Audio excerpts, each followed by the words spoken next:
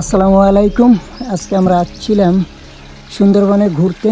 তো সুন্দরবনে ঘুরতে আসলে বিভিন্ন সময়ে আমরা জানি যে সাপ, তারপর অন্যান্য যে বিষাক্ত প্রাণী আছে তার সম্মুখীন হতে হয়।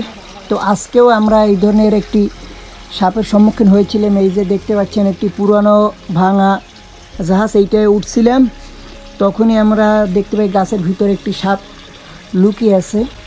ওই যে আমি একটু কাছ থেকে দেখানোর চেষ্টা করতেছি। দেখে সহজে বোঝার উপায় থাকে না যে এটা সাপ, কারণ গাছের রঙের সাথে একেবারে মিলে গেছে সবুজ রঙের সাপটি। তো আজকে আসলে প্রথমে যখন এইটা দেখি খুবই ভয় পেয়ে গেছিলাম, কারণ আমাদের দুইজন বন্ধু এটার উপরে উঠেছিল। তা আমি আরেকটু কাছ থেকে দেখানোর চেষ্টা করি।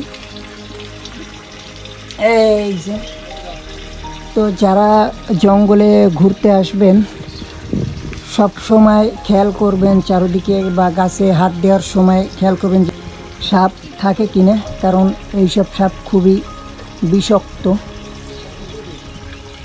যে কোনো সময় আক্রমণ করতে পারে বা সবল দিতে পারে। তো যারা সুন্দরবনে ঘুরতে আসবেন অবশ্যই সতর্ক থাকবেন সব সময়।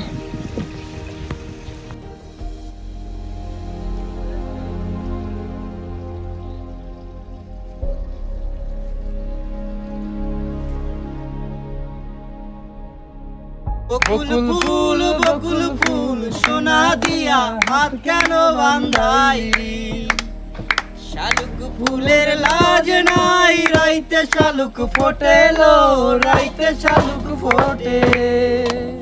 শালুক ফুলের লাজ নাই, রাইতে শালুক ফোটেলো, রাইতে শালুক ফোটে। যার সরে যার ভালোবাসা, যার সরে যার ভালোবাসা, সেই তো মজা লুটেলো। বকুল ফুল সোনা দিয়া হাত কেন বান্ধাইলি?